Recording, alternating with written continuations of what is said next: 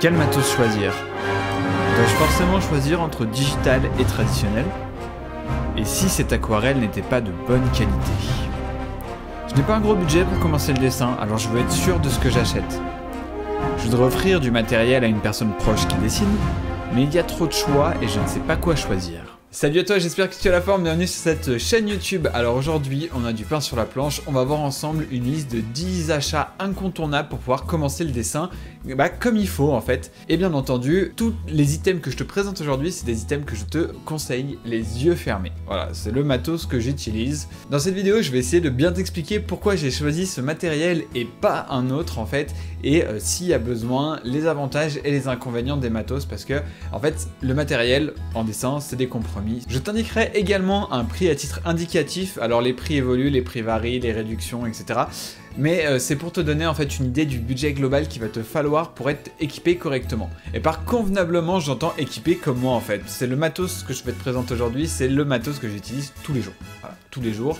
C'est ce qui fait mon quotidien. Par le passé, j'ai pu me sentir limité sur mon matériel, mais là, c'est plus le cas, c'est assez versatile, entre traditionnel et digital, on va revenir dessus dans la vidéo. Par contre, petit disclaimer avant qu'on commence, le matériel ne fait pas le dessinateur, donc si tes dessins sont moches, c'est pas la faute du matos, voilà. Il faut bosser plutôt ton anatomie, tes cours, toutes ces choses-là, plutôt que de rejeter la faute sur le mauvais matos. J'ai vu une citation l'autre fois, un mauvais artisan blâmera toujours ses outils. Voilà, c'est juste pour qu'on soit au clair, toi et moi, tu vois, là-dessus. Avant qu'on commence, d'ailleurs, je te préviens que ça risque d'être un petit peu long, donc va te chercher un café, va te chercher un thé, pose-toi tranquille dans ton canapé, parce que, eh bien, comme je vais tout expliquer en détail, c'est une vidéo qui va durer assez longtemps, et de toute façon, tu l'as probablement vu en cliquant sur cette vidéo. Sinon, je te mets tous les liens en description des produits dont je vais te parler, tout est en description, tout est détaillé là-dessous. Et petite précision, ce sont des liens affiliés, donc des liens affiliés, si tu ne sais pas ce que c'est, en fait, c'est si tu achètes en passant par mon lien, et bien moi je vais toucher une petite commission. Pour toi, ça ne change pas le prix final du produit, c'est une façon de me soutenir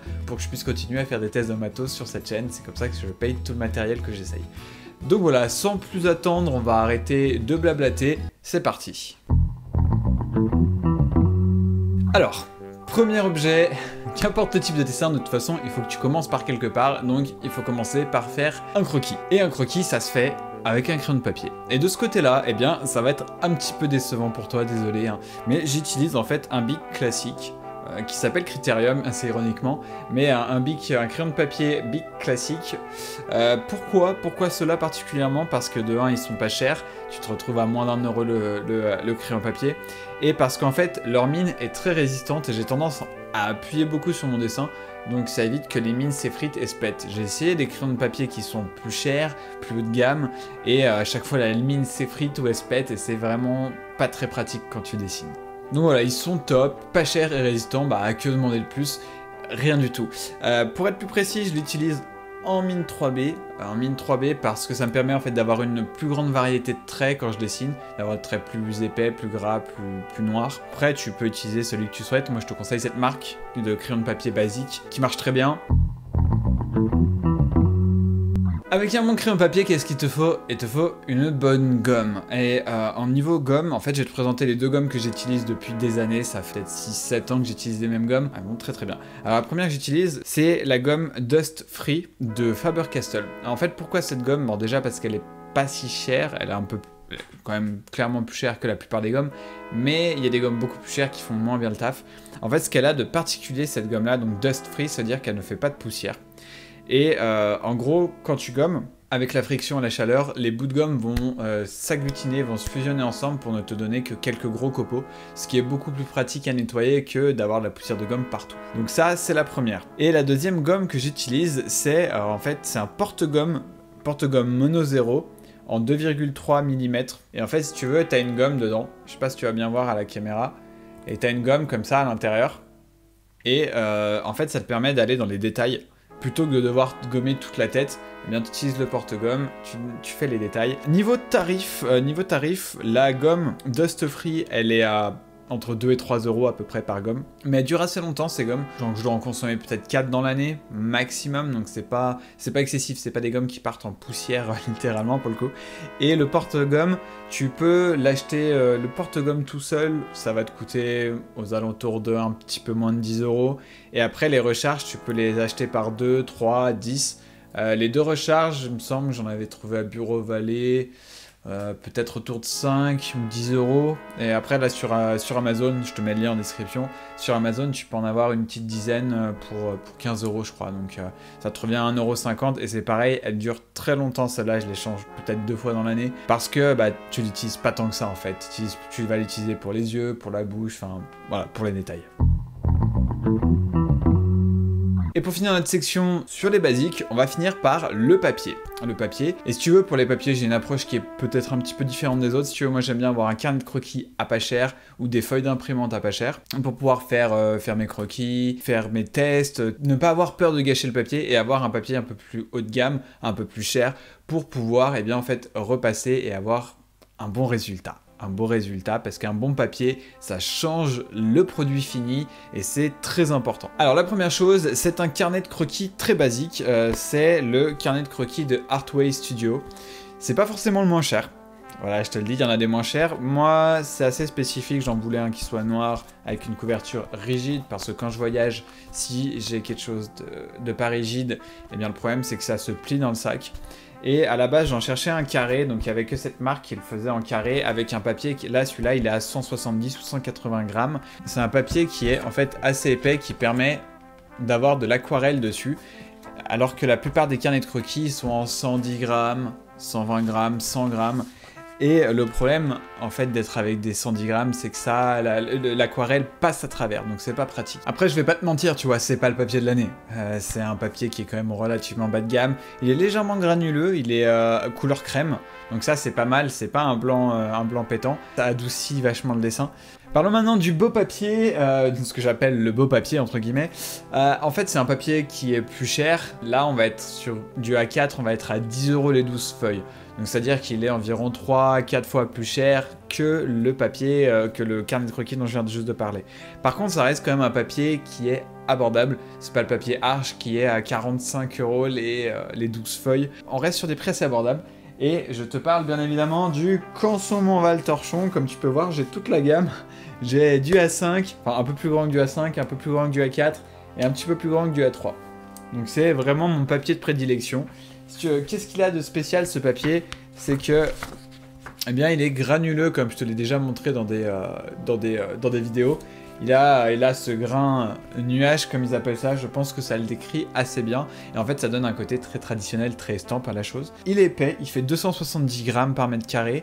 Il résiste très bien à l'eau, du coup il gondole pas, ou presque pas. Il finit toujours par se reformer, par se remettre en place, malgré la quantité d'eau que je peux lui mettre dessus en fait. Et il fait très bien ressortir les couleurs. Maintenant que les bases ont été posées par rapport au matériel, eh bien il faut passer à la finition. Et pour ce faire, la finition, eh bien une des choses importantes, c'est d'avoir un dessin propre. Ce que je fais, moi, c'est que j'utilise une tablette lumineuse. Donc cette tablette lumineuse de la marque NXDRS, qui en fait te permet, qui va faire simplement de la lumière. C'est des LED en dessous, c'est pas pour dessiner dessus. Hein. C'est vraiment pour projeter de la lumière. Ça te permet en fait de pouvoir ancrer directement ton dessin grâce à un système de calque et de transparence. Et du coup, ça donne un résultat très propre. Cette tablette, je t'en parle parce qu'en fait, c'est celle que j'utilise. Elle coûte moins de 30 € pour un format A4, pour ce format-là.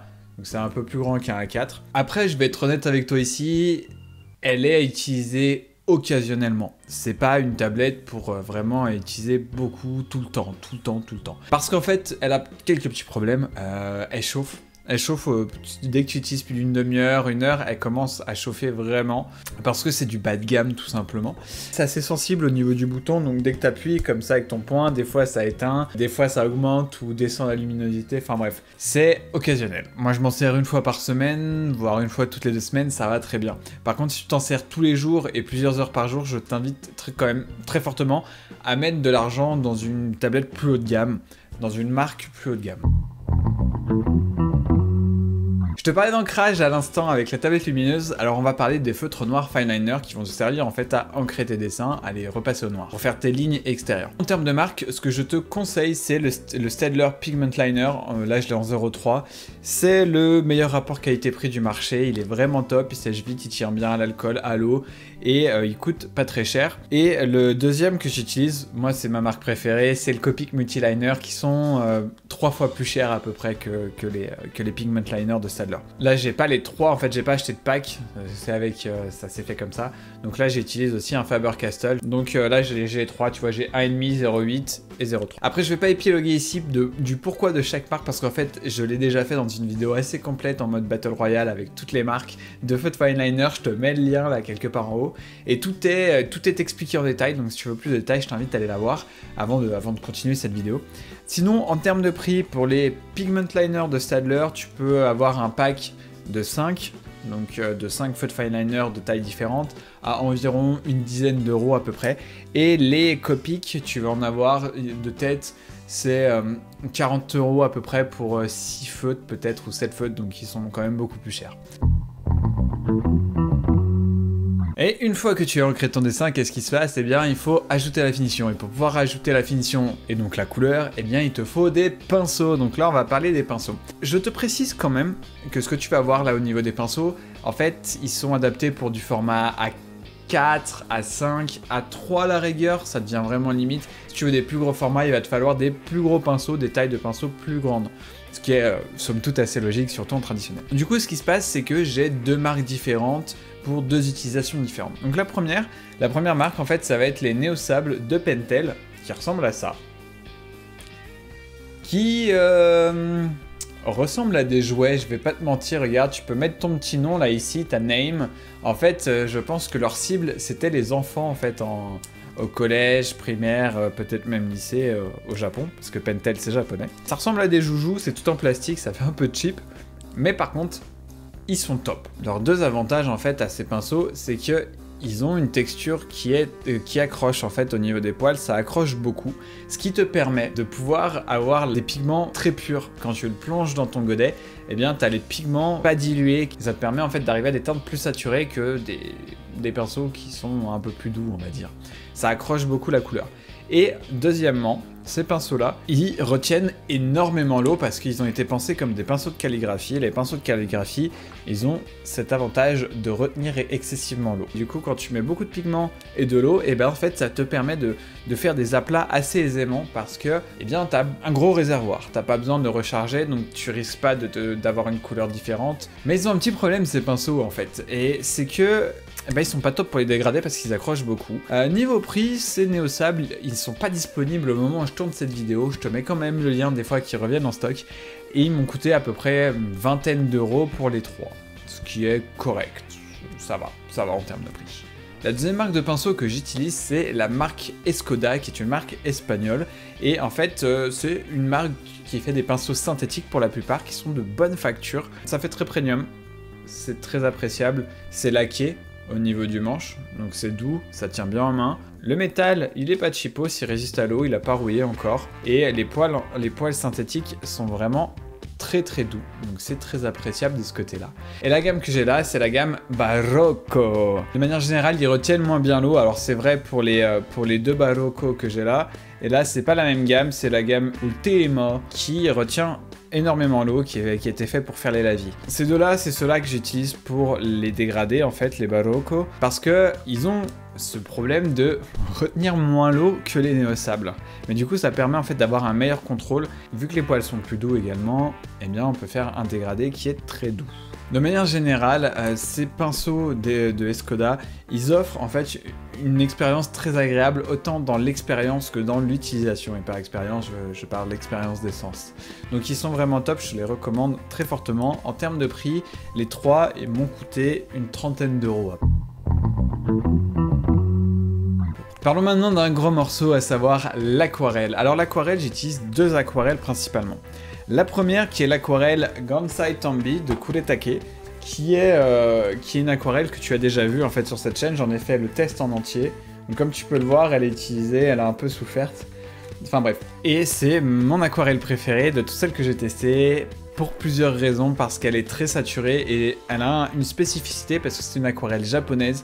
Et en fait, les aquarelles japonaises de ce type-là ont tendance à être à la frontière entre l'aquarelle et la gouache. Ce qui leur donne beaucoup plus d'impact visuel en fait, vu que c'est la gouache, tu vois, ça reste en surface, c'est un peu granuleux, c'est un petit peu, ça laisse du dépôt. et du coup ça fait que les couleurs ressortent énormément, elles ressortent beaucoup plus que de l'aquarelle qui a été un petit peu diluée à l'eau. Elles ont ce côté aquarellable qui permet en fait des dégradés très simples et d'être travaillés en wet on wet. C'est pour ça que je l'utilise. Après je vais pas épiloguer plus sur cette aquarelle parce qu'en fait j'en ai fait le test sur cette chaîne, je te mets le lien encore une fois en haut là quelque part et je t'invite à aller la voir pour plus de détails parce qu'elle est vraiment canon, elle est vraiment très canon. En termes de tarifs, on est autour de entre 60 et 70 € pour les 48 couleurs, donc pour la palette que j'ai là, qui est une grosse palette quand même. Après tu peux trouver des plus petites palettes, mais je te conseille quand même d'avoir la 48 parce que c'est pas que je sois un grand fan en disant il faut absolument plus de couleurs comme avec les feutres à alcool par exemple, mais là tu vas avoir une gamme très riche de rouge et d'orange, tu vas avoir une gamme riche de vert, il y a beaucoup de vert et beaucoup de bleu, et ça te permet de contrôler mieux tes couleurs en fait, de pouvoir créer des couleurs personnalisées. Bref, je te laisse aller voir la vidéo, il y a tous les détails là-dedans. Maintenant on va parler de l'autre aquarelle. Alors la deuxième aquarelle que j'utilise, c'est l'aquarelle Mijello, qui est en fait, plus précisément, c'est la Gold Class Mission Watercolors. Donc c'est cette boîte-là, qui est une très jolie boîte. T'as tes aquarelles qui se présentent de cette manière-là, c'est de l'aquarelle en tube en fait.